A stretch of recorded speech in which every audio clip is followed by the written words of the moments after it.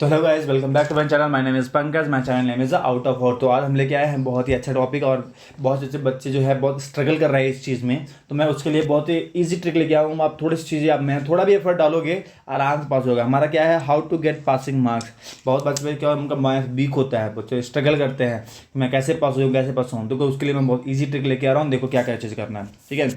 तो देखो यहाँ पे जो स्ट्रेस हो रहा है बच्चे कि हमसे मैथ नहीं हो रहा है सर, उनके लिए ये वीडियो है। जिनको लग रहा है कि मैथ हमको नहीं हो रहा है उनके लिए वीडियो है। अगर आप लगता है कि आप मैथ में स्ट्रांग हो, आपको दिक्कत नहीं हो रहा है, बहुत टॉपर हो, तो कोई दिक्कत नहीं है। अगर थोड़ा सा आप स्ट्रगल कर रहे हो उसके लिए बता रहा हूँ, ठीक है। देखो how to get passing marks मतलब क्या है हमारा, कैसे आपको पासिंग मार्क्स दिला दूँ मैं, कैसे आपको पासिंग मार्क्स दिला दूँ। पासिंग मार्क्स चाहिए कितना आपको, ठीक है। 20 में अगर आप स्कूल में अच्छे हो, 20 मार्क्स का मिल जाएगा स्कूल में, ठीक है। 20 मार्क्स का मिल जाएगा स्कूल मिल जाएगा। अगर आपको 13 नंबर मिल गए, 13 मार्क्स मिल गए, तो आपको कितना हो गया 33। और 100 में 33 पासिंग होता है। क्या होता है 100 में 33 अगर आपको आ गए तो वो पासिंग मार्क्स होता है। तो आपको सिर्फ क्या चाहिए, हमको सिर्फ 13 मार्क्स चाहिए। अगर 13 मार्क्स मिल गया तो मेहनत करना है। पर मैं नहीं बोलूँगा कि आप 13 मार्क्स के लिए मेहनत करो। एटलीस्ट आप दिमाग करो कि अगर आउट ऑफ 80 आपका अगर 30 मार्क्स भी आ जाता है, अप्रॉक्सीमेटली 30 मार्क्स आ जाता है। 30 मार्क्स अगर ले रहे हो आप, आउट ऑफ 80 में 30 मार्क्स अगर ला रहे हो तो एक अच्छा रिजल्ट मिलेगा आपको। कम से कम 50% मिल जाएगा। कितना मिल जाएगा, 50% मिल जाएगा, ठीक है। तो मैं आपको प्रिपेयर करूंगा 30 मार्क्स कि अगर थोड़ा बहुत ऊपर नीचे भी हो तो आप मैनेज कर लो, ऊपर नीचे भी होगा तो मैनेज करो। देखो देखो क्या करना है हमको, क्या क्या चीज़ें उसमें फॉलो करना है हमको। पहले देखो, कभी कोई क्वेश्चन करते हो, कोई क्वेश्चन करते हो, देखो पहले सबसे ज़्यादा इंपॉर्टेंट मैं बताऊंगा आपको कि एमसीक्यूज पे ज़्यादा कॉन्सेंट्रेट करो। एमसीक्यू में ज़्यादा कॉन्सेंट्रेट करने के लिए क्यों बोलोगे, वो 20 मार्क्स का आता है। 20 मार्क्स का क्वेश्चन अगर आएगा, 20 मार्क्स का क्वेश्चन अगर आता है तो क्या करना है आपको, इजीली अगर वहाँ से अगर 10 से 12 नंबर में मिल जाए तो आपको आराम से हो जाना है। 10 से 12 नंबर भी अगर कर रहे हो, 10 मार्क्स में कम से कम ले रहा हूँ, 10 मार्क्स तो आप खींच ही लोगे। थोड़ा बहुत भी पढ़ के जाओगे तो 10 मार्क्स। तो एमसीक्यू सारे चैप्टर करना, एमसीक्यू सारे चैप्टर करना। बाकी क्या करना है, इजी चैप्टर लेना है। इजी चैप्टर लेना, क्या लेना है देखो, पहले लिखा है यहाँ पे, मैंने ग्राफ बताता हूँ कैसे आपको मिल सकते हैं। हर एक क्वेश्चन में आपको मालूम है नहीं मालूम है कुछ भी है, आप पहले उसका गिवन पार्ट लिख दो। जो भी क्वेश्चन पढ़ने के बाद समझ में आ रहा है उसको लिख दो। डायग्राम बना दो, अगर डायग्राम समझ में आ रहा है नहीं आ रहा, जो भी आ रहा है आप बना दो डायग्राम, बहुत कंपलसरी है, ठीक है। कैलकुलेशन अगर आ रहा है नहीं आ रहा नहीं, ठीक है। उससे रिलेटेड जो भी कॉन्सेप्ट आ रहा है, रिलेवेंट कॉन्सेप्ट लिखा है जो भी आ रहा है वो आप लिख दो, ठीक है। फॉर्मूला अगर आपको मालूम है यार, फॉर्मूला याद करेंगे अभी, हैबिट डालो अभी से, ठीक है। फॉर्मूला अगर सारे क्वेश्चन में लिख दोगे तो बहुत अच्छा इंपॉर्टेंट एडवांटेज मिलेगा, ठीक है ना। क्योंकि 38 क्वेश्चन आते हैं। 38 क्वेश्चन में मान लेते हैं कि जो है 20 तो एमसीक्यू छोड़ दो, वहाँ पे हमको 18 क्वेश्चन मिलते हैं। 18 में अगर सिर्फ फार्मूला, सबका फार्मूला देते हो तो फार्मूला अगर लिखते हो तो हाफ मार्क्स मिलेगा। 18 क्वेश्चन अगर फार्मूला लिखोगे तो 9 मार्क्स तो यहीं भी जाने हैं। दो चार तो एमसीक्यू सही कर ही लोगे, चार एमसीक्यू तो सही कर ही लोगे, बिल्कुल सही, ठीक है। तो फार्मूला हर एक क्वेश्चन का लिखो, ठीक है। सब्स्टिट्यूशन मेथड करना है करने करना है, ठीक है। ये मिलता है नहीं मिलता, ठीक है। कर पा रहे हो तो बहुत अच्छा है, नहीं कर पा तो कोई दिक्कत नहीं। तो फार्मूला, उससे रिलेटेड जो भी कॉन्सेप्ट आ रहा है, और डायग्राम और गिवन पार्ट ये लिख दो। कंक्लूजन में कोई क्वेश्चन कर रहे हो तो लिख दो उसका कंक्लूजन, ठीक है। अब देखो मैं बताऊंगा आपको कौन कौन से चैप्टर करना है, कौन कौन से चैप्टर आपको ज़्यादा ध्यान देना है जिससे आपको पासिंग मार्क्स मिल सके। तो इसी चैप्टर में बताऊंगा देखो, जो इसमें कन्फर्म होता है कि हाँ ये क्वेश्चन ये आना ही आना है, ये क्वेश्चन क्या है, आना ही आना है। तो मैं आपको रेफर करूंगा, पहले जो चैप्टर 1 है उसमें रियल नंबर जो है, रियल नंबर जो चैप्टर हमारा क्या है, रूट 2, रूट 3, रूट 5, ये क्वेश्चन ही आता है। ये 3 मार्क्स का क्वेश्चन या आता ही आता है, कभी 5 मार्क्स का भी दे देता है। तो ये क्वेश्चन आप रट डालो, ये हम इतना प्रैक्टिस करोगे रट 10 बार लगा डालो उसको, ठीक है। ये है एक बीपीटी क्वेश्चन जो है आप चैप्टर 6 में वो कर लो।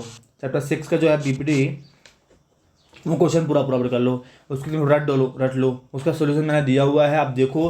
उसी तरह से लिखना है जिससे आपको एक भी मार्क्स खत्म नहीं होना चाहिए, डिडक्ट नहीं होना चाहिए, ठीक है। पूरा प्रॉपर तरीके से लिखना है, ठीक है। नेक्स्ट मैं लूँगा सर्कल वगैरह में है। अगर सर्कल वगैरह है तो आप उसमें गिवन पार्ट डायग्राम और थोड़ा बहुत तो कर ही सकते हो। प्रूफ लिख दो, पूरा कंस्ट्रक्शन लिख दो, ये सारी चीज़ लिख दो, वहाँ पे आपको 1 मार्क्स मिल जाएगा, ठीक है। तो सर्कल एड्रेस जो भी है, और जो स्टैटिस्टिक्स चैप्टर है उसमें मीन मोड मीडियन, मैं ज़्यादा रेफर दूंगा आपको मीडियन के लिए, ठीक है। तो टेबल बनता है, ठीक है। तो मीन मोड मीडियन उस पर ज़्यादा कॉन्सेंट्रेट कर लो, ठीक है। अभी मैंने कितने चैप्टर बताए आपको, एक रियल नंबर बताया आपको, एक बीपीटी बताया, चैप्टर 6 बताया, और चैप्टर स्टैटिक्स बता रहा हूँ, ठीक है। 3 चैप्टर हो गया। और एक चैप्टर बोलूँगा मैं आपको, सम एप्लीकेशन ऑफ ट्रिग्नोमेट्री। कौन सा बोलूँगा, some application of trigonometry, chapter 9 जो आपका होगा, ठीक है। ट्रिग्नोमेट्री का उसमें एक ही एक्सरसाइज है, क्या है उसमें एक ही एक्सरसाइज है, वो कर लो, ठीक है। 4 चैप्टर हो गए। एक और दूंगा एरिया रिलेटेड सर्कल, उसमें भी एक ही 2 फॉर्मूले हैं, ठीक है। एरिया रिलेटेड सर्कल ये हो गया तुम्हारा। रियल नंबर बताया मैंने, बीपीटी ट्रायंगल में सिर्फ एक ही चैप्टर बताया बीपीटी, दूसरा स्टैटिस्टिक्स बताया, 3 हो गया। और हमारा चैप्टर 9 सम एप्लीकेशन, जिसमें पूरा डायग्राम बनाना है, डायग्राम की प्रैक्टिस करो सबसे ज़्यादा, ठीक है। और एरिया रेडियस सर्कल, ठीक है। एक जो मैं ऐड करूँगा, अगर कर सकते हो आप तो मैं बोलूँगा कोऑर्डिनेट ज्योमेट्री कर लो। कौन सा? कोऑर्डिनेट ज्योमेट्री, चैप्टर जो 7 है आपका, चैप्टर 7 है। ये 6 चीज़ें आप कर लोगे, ये 6 चीज़ें कर लोगे अच्छे से, तो आपको आराम से 50+ स्कोर दिलाने की गारंटी दे रहा हूँ। कितना? 50+ स्कोर आपको दिलाने की गारंटी मैं दे रहा हूँ, ठीक है।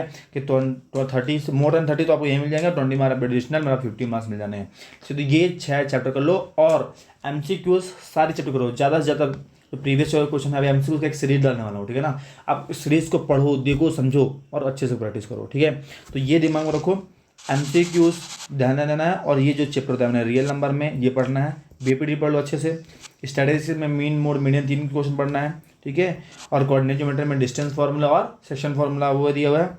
चैप्टर 9 में हाइट एंड डिस्टेंस, जो बिल्डिंग का हाइट कितना है, एंगल कितना बन रहा है, ये सारी चीज़ पढ़ लो। और एरिया रिलेटेड सर्कल बोला है, ठीक है। एरिया रिलेटेड सर्कल, उसमें भी 2 ही फार्मूला है। पहला क्या है? Area of sector, area of segment, ठीक है।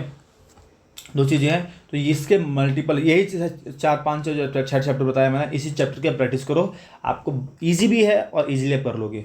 चैप्टर ईजी भी है और कर लोगे। इंक्लूड करना है, ऐड करना है एक चीज़ और, तो आप कर सकते हो क्या? पॉलिनोमियल कर सकते हो, पॉलिनोमियल कर सकते हो, क्योंकि पॉलिनोमियल से रिलेटेड क्या है, आप कोऑर्डिनेट ज्योमेट्री भी है, तो पॉलिनोमियल भी करना है तो कर सकते हो, बहुत अच्छा हो जाएगा। अगर पॉलिनोमियल भी करें तो आपको मैं बोलता हूँ कि आपका 5 से 10 मार्क्स एडिशनल हो जाएगा। 5 और 10 मार्क्स और एडिशनल हो जाएगा, ठीक है। तो ये आप आराम से हो जाएगा। तो अगर 1-2 चैप्टर और कर सकते हो, बढ़िया है। तो आपको 60+ ना 60 में, अगर 60 मार्क्स मिलते हैं तो आपको आपका ए में आता है, करेक्ट। A+ में नहीं आएगा, सॉरी, एटलीस्ट इसको आज बोल सकते हैं हम लोग, B बोलते हैं, ठीक है। तो ये B ग्रेड तो आपको वही जाएगा। एक्चुअली B नहीं बोलेंगे, A ही बोलेंगे। A+ बोलते हैं हमारा वैसे, तो हम लोग B भी बोलते हैं और A भी बोल सकते हैं। पर 60 अगर मार्क्स आता है तो कोई बैड मार्क्स नहीं है, अच्छा मार्क्स है, ठीक है। तो ये है। तो अगर बिलो एवरेज बच्चा भी है तो वो भी कर सकता है, ठीक है। ठीक है, MCQ को मैं ज़्यादा प्रेफरेंस दे रहा हूँ क्योंकि बहुत इंपॉर्टेंट है, ठीक है। तो ये सारी चीज़ें हैं, आपको अगर ये सारी चीज़ें फॉलो किया, आराम से पास हो जाओगे, आराम से, कोई दिक्कत ही नहीं आएगा, आराम से पास होगा और अच्छे मार्क्स से पास होगे, अच्छे मार्क्स के साथ पास होगे। टेंशन भी लेनी है, बस इतना ही करना है आपको, ज़्यादा और कुछ नहीं करना। MCQs और ये सारे चैप्टर में ये चीज़ें इंपॉर्टेंट है, ठीक है। Thank you. मिलता है नेक्स्ट वीडियो में कुछ नया टॉपिक के साथ। कुछ नया सीख रहे हो तो बिल्कुल लाइक और सब्सक्राइब करो।